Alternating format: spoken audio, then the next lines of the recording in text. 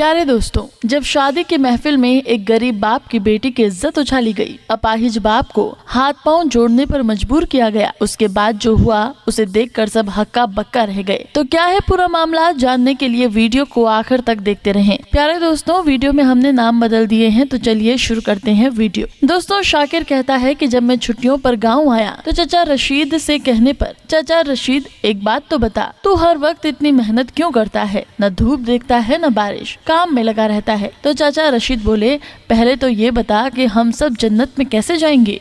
मैं तेरे सवाल का जवाब देता हूँ। मैंने सीना चौड़ा करते हुए जवाब दिया, चाचा ये भी भला कोई पूछने वाली बात है, हर कोई अपने अच्छे अमाल की वजह से जन्नत में जाएगा। चाचा बोले, वो तो तू ठीक कह रहा है पुत्र, मगर एक चीज और भी है कि वो है बेटी जो हमें जन्नत लेकर जाएगी। वो पूरे घर में घूमती फिरती है, अब वो माशाअल्लाह शादी के काबिल भी हो गई है। तो बस इस छोटी के दहेज के लिए ही मेहनत करता हूँ। मैं चाहता हूँ कि रब की रहमत यानी कि बेटी के साथ मुझसे कोई कोताही न हो जाए, इसलिए जी जान से उसकी खिदमत करता हूँ ताकि वो खुश रह सके, क्योंकि अगर वो खुश होगी तो अल्लाह भी मुझ पर गुनहगार से खुश रहेगा। बात करते करते चाचा रशीद की आंखों में नमी घुलने लग गई थी और चाचा उदास हो गए थे। वो कहने लगे, जो बेटे होते हैं ना, वो हमेशा माँ के प्यारे ही हुआ करते हैं, मगर बेटी तो सबकी सांझी होती है, इसलिए तो मैं ये दहीनी टांग से थोड़ा लंगड़ा हूँ। चाचा रशीद ने कहा कि एक मर्तबा सर्दियों की रात थी, शाम भी जल्दी ढल जाया करती थी।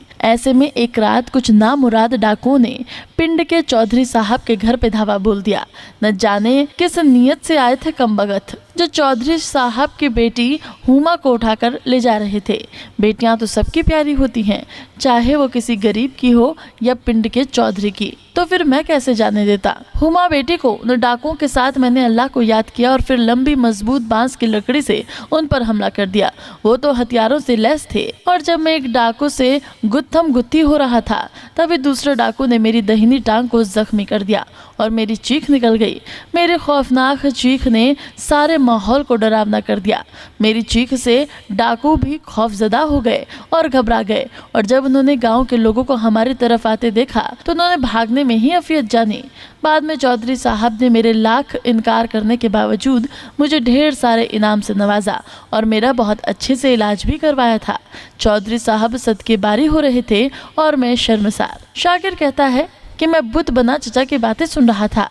चचा ने ऊपर हाथ उठाकर अल्लाह का शुक्र अदा किया और मुझे कहा कि अच्छा पुत्र, मैं अब चलता हूँ, मेरी बेटी मेरी राह देख रही होगी। इसके बाद वो दिन भी आ गया जब चाचा रशीद की बेटी की शादी थी।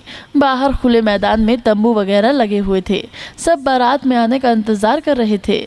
आज चाचा रशीद की बेटी हुमा की शादी थी। थोड़ी ही देर में एक तरफ शोर मच गया कि बारात आ गई, बारात आ गई। बारात का इस्तकबाल चाचा रशीद के साथ साथ पिंड के चौधरी साहब ने भी किया। साथ में चौधरी साहब की बेटी और उनका बेटा भी मौजूद था। निकाह के लिए मौलवी साहब भी आ गए थे और उन्होंने दूल्हे के पास बैठकर बकायदा निकाह की रस्म भी शुरू कर दी थी। अभी रस्म शुरू ही हुई थी कि इतने में ऊंची आवाजें आने लगी और फिर बात बढ़ते बढ़ते तल्ख कलामी तक पहुंच गई। पता चला कि दूल्हे वाले अपनी कुछ शर्तें रखने की जिद कर रहे थे।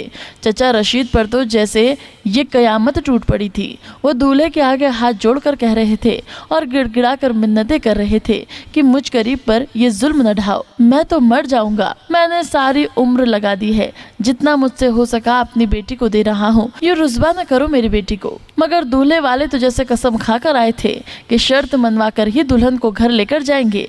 चाचा जैसे पागल होने वाले थे। एक तरफ बातें होना शुरू हो गई थी। चाचा रशीद ने पता नहीं क्या सोचा और वो दूल्हे के पांव पकड़ने ही वाले थे कि पिंड के चौधरी साहब ने उन्हें फौरन पकड़ लिया और एक तरफ चुप करके खड़ा करने का हुक्म दिया। फिर चौधरी साहब ने दूल्हे के वालिद से मुखातिब हुए और शफाक लहजे में बोले, अगर हमारी बेटी को इज्जत से और बिना किसी शर्त के ब्याह कर ले जाना है तो बिस्मिल्लाह, वरना वापसी का रास्ता तुम लोगों को भी पता है। दूल्हे वाले मुंह बनाते हुए अपनी पूरी बारात के साथ वापस लौट गए।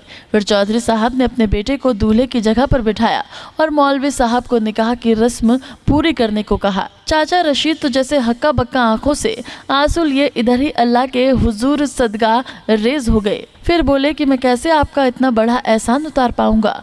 आपने मुझे खरीद लिया है चौधरी साहब, मेरी इज्जत रख ली है, मेरे दामन को उम्र भर के लिए रुसवाई से बचा लिया है। चौधरी साहब ने चाचा रशीद को उठाकर खड़ा किया और कहा कि जिनसे रिश्ते हो जाते हैं वो लोग गले मिलते हैं, आ गले लग जा मेरे। अब चाचा रशीद ने आंसू पोंछते हुए चौधरी साहब को गले लगा लिया। दोस्तों, वो बारात लेकर आए और वापस खाली हाथ लौट गए, जबकि चौधरी साहब के बेटे को तो पता भी नहीं था कि यहाँ उसकी शादी हो जाएगी। दोस्तों, वाकई हकीकत है, बेटियां तो सबकी प्यारी होती हैं। खुदारा ऐसे लोग जो दहेज की खातिर किसी बेटी को रुस्वा करते हैं, वो याद रखें कि अल्लाह का अजाब से नहीं बच पाएंगे। याद रखें कि आप किसी की बेटी नहीं, अल्लाह की रहमत को रुस्वा करते हैं, तो फिर कैसे अपनी ज़िंदगी सुकून से गुजार सकती है।